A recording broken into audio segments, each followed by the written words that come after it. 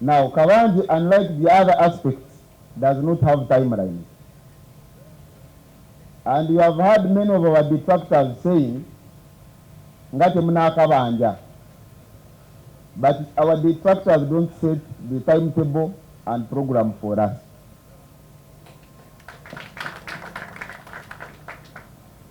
Our brothers have given a very clear picture of what happened to them as examples of what happened across the country. The number of people in detention, the unfortunate development at the residence of our president, the abduction of our leaders, and the continued pursuit of our leader. They all point to one thing, that the regime has lost legitimacy. The regime knows that the people of Uganda did not vote for it. It knows it is imposing itself on the people of Uganda. And because of that, it operates from a point of insecurity. It is insecure, comparable to a thief who breaks into your house. The thief may want to take a TV, but because this thief knows that the natural instinct of a human being is to fight back, they will make sure that they incapacitate you, because they know they are operating from a point of guilt. The regime is operating from a point of guilt. That is why it is abducting people. That is why it is bringing all manner of military hardware on the streets of Kampala and other parts of the country, because they are guilty and they know that indeed the people of Uganda may want to fight and redeem their victory. Also on account of that legitimacy deficit, and this is not unique to the regime in Uganda, historically and across the world, regimes that have lost legitimacy always allocate themselves big percentages. From the days of Ferdinand Marcos, to Ben Ali in Tunisia, to Bashir in Sudan, Hosni Mubarak in Egypt. In fact, this one allocated himself a small percentage of 71. Other authoritarian leaders allocated themselves 85, 89, and 90. But because the populations in those countries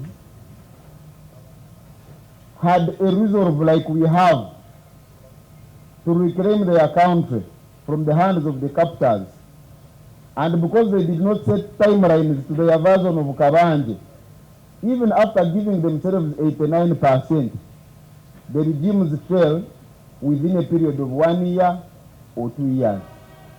So we want to give confidence to the people of Uganda that the struggle is on.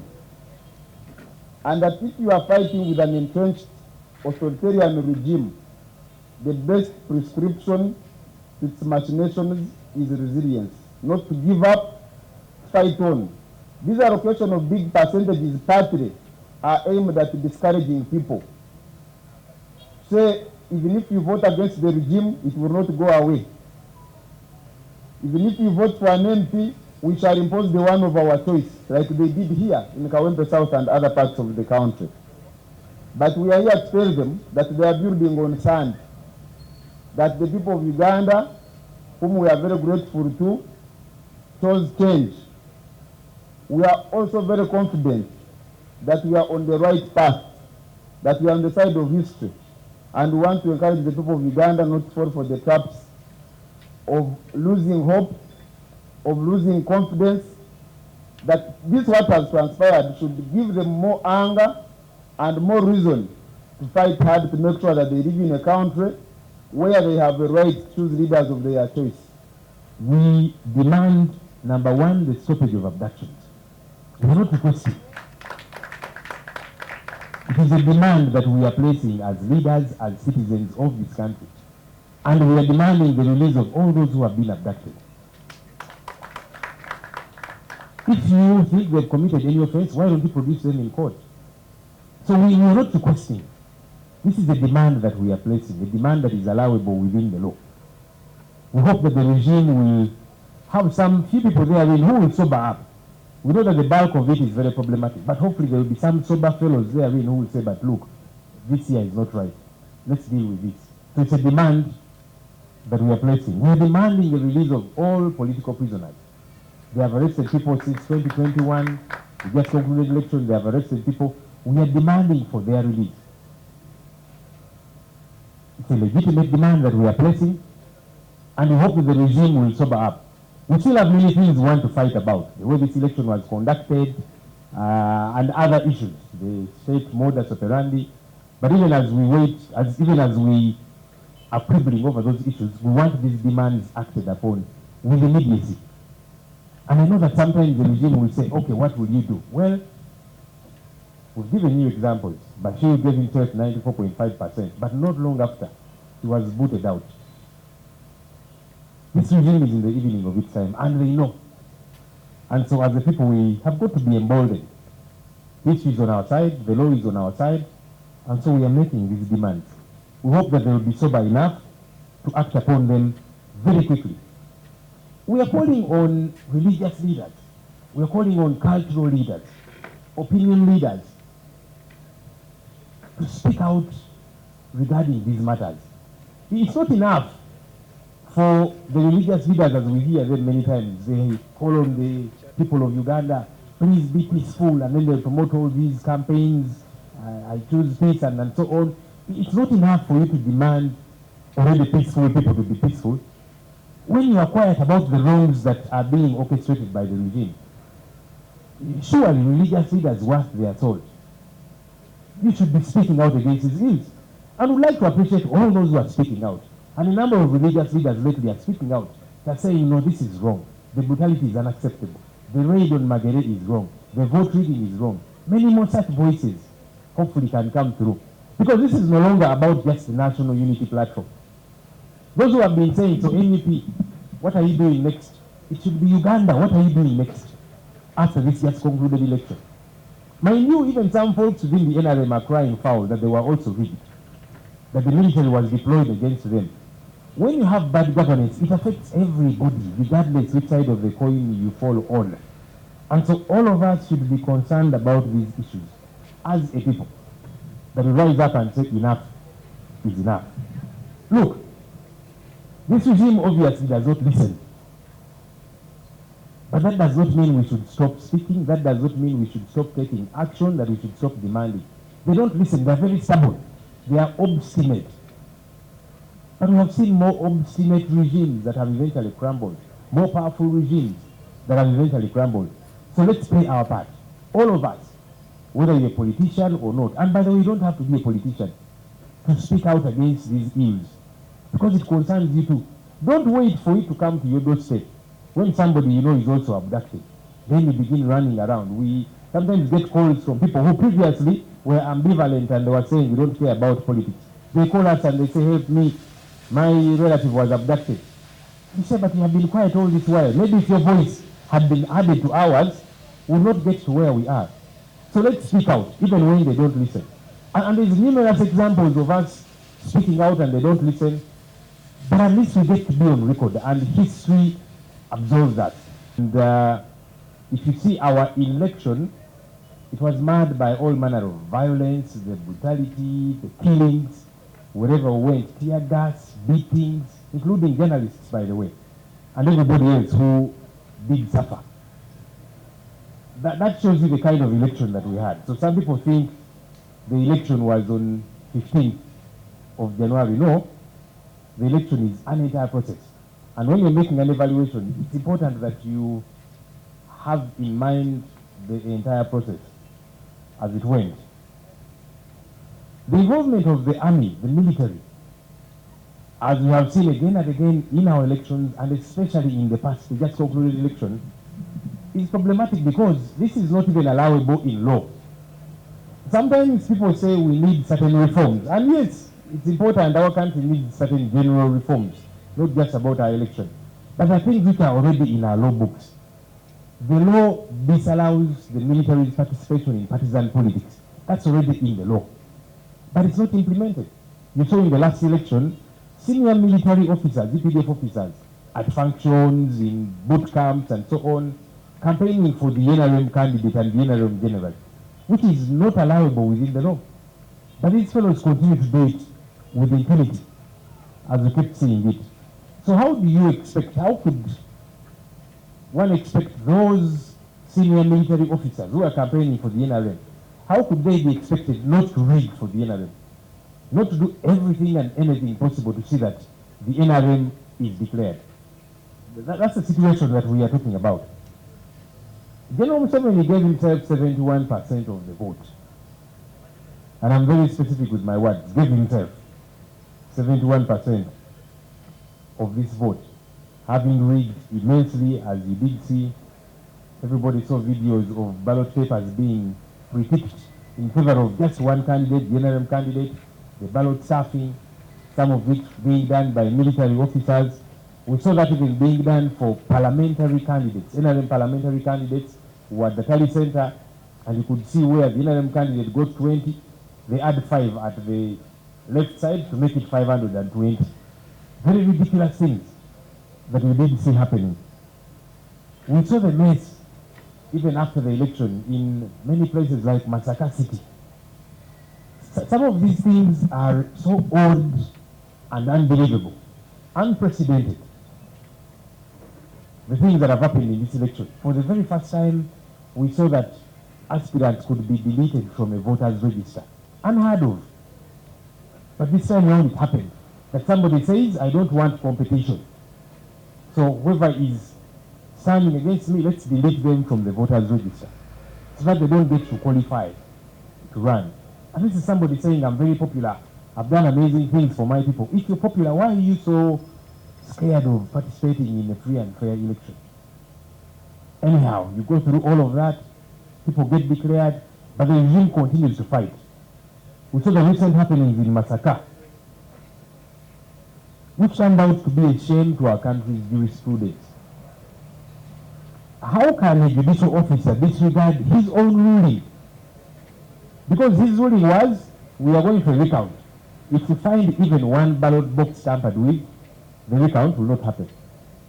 But they found not just one, but 2, 3, 4, 5, 6, and more ballot boxes. Some had broken seals, others were empty.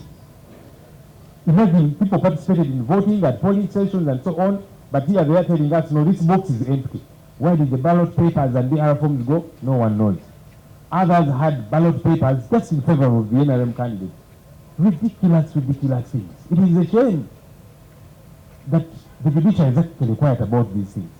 I know every judicial officer has got independence to operate as they should, but where a judicial officer goes against his own ruling, I would expect the judiciary really to speak out by way of saying, no, this person is putting our name to shame, because the deterioration keeps happening and keeps happening fast. And somebody is out there reducing that we won under these ridiculous, ridiculous circumstances. Look, all dictators as we have had, their script is the same. The 71% that Mr. Museveni gave himself, he is really to try and bolster his confidence. He knows he does not have the love and favor of the people. We saw wherever we went in the campaigns, the people of Uganda embracing us like never before. Deep in Karamoja, deep in Western Uganda, in every part of the country that we went to, people were receiving the message of change and expressing solidarity with it. So he said, no, I've got to deal with this. How? Let me give myself 71%. We have heard the stories. In 2015, then Sudan President Omar Bashir gave himself 94.5% in an election which was also riddled with low voter turnout, just like ours. The script is always the same, by the way. So in that election of his, he gave himself 94.5%. Unheard of. But a couple of months down the road, the same people whom he said voted for him with 94.5% ousted him. The same people. So how can it happen that nearly 100% of your entire country loves you, but a few months down the road, there are the same people who are booting you out? It's because you did not get that figure realistically. And so Mr. Museveni, together with the people around him, they are deceiving themselves. But no, we have got the love of the people. 71%. It's only a matter of time. And look, I know we are going through a difficult time. Some have called it a season of mourning. And it's okay to go through that season. But we need to remain steadfast as a people. We need to get ready. The turning point for this country is just around the corner. And the regime knows that. They know that they are in the evening of their time. They know. And that's why they're doing all manner of things. Because they know that their day of reckoning has come. It is with us. All examples that we have seen from elsewhere, they show that our country is just about to have its rebirth. That's why the regime is doing all manner of things. Because they know. So they are panicking. They know that the 71% is non-existent. It's not there. Nearly 400 polling stations. Mr. Museveni gave himself 100%, mostly in Western Uganda. 100%. That means in the last 5 years, none of those people has died. Everybody turned up to vote. Meanwhile, the whole country, the voter turnout was low. But these ones, 100% turned out to vote. And they all voted for one person. In other polling stations, numerous ones, he was getting more votes than the registered voters. How does that make sense? So they know they did not get the 71%. That's why in panic, they raided our president's home. Previously, they would go and lay siege on the outside. Now they went beyond that. Raided on the inside, vandalized property, and then assaulted our leader's wife. Very despicably, because they know their guilty. They know they did not win this election fairly as they claim. And so in panic mode, they get to do all of these different things. That's why our leaders were abducted. Because if you have the support of the people to the tune of 71%, why go around abducting people? Our leaders, Dr. Lina Zedriga, Deputy President Northern, Mama Jolie Jacqueline Tukamushaba, Deputy Western, John Mary Serufu, is part of our election management committee, Bright Muhumza, our coordinator and colleague, and a plethora of other people. Abducted, it is now 3 weeks. The state has not accounted for them. The things that they blame Idi Amin Dada for having done previously, they have done in even better fashion. Because these are leaders, these are not obscure people.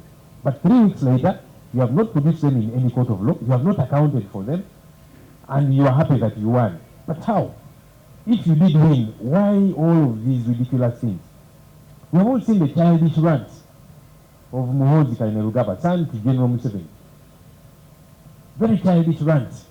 Now I want to kill Kyagulanyi, I'm looking for him, to deal with him. And all of the ridiculous things he keeps citing. And the challenge is that this is somebody who wields power. Never mind that he's not deserving of the position he occupies, and he knows it. There are better generals than this one, but because he's the son to General Museveni, they give it to him as an award. And you see the manner in which he conducts himself. But the one is that he wields influence. So he will command the military, now go and raid Kyagulanyi's home. Now beat up this one. Now let's put this one in the basement. And all of these different things. The shameless arrest of our agents. All of this is the panicky mode of the regime. It says it won, but it knows it did not win. So what do you do? Arrest agents, our supporters. Nearly 1,000 people were arrested over, actually. Different parts of the country, our agents, our supporters, and so on. So if you have got support, why pick up agents of your opponents from polling stations? You also want the world to see that you won fairly and squarely. So let the agents be there, and then you get your 110% because you got more votes than the registered voters. So all this is the panic of the regime because they know they did not win.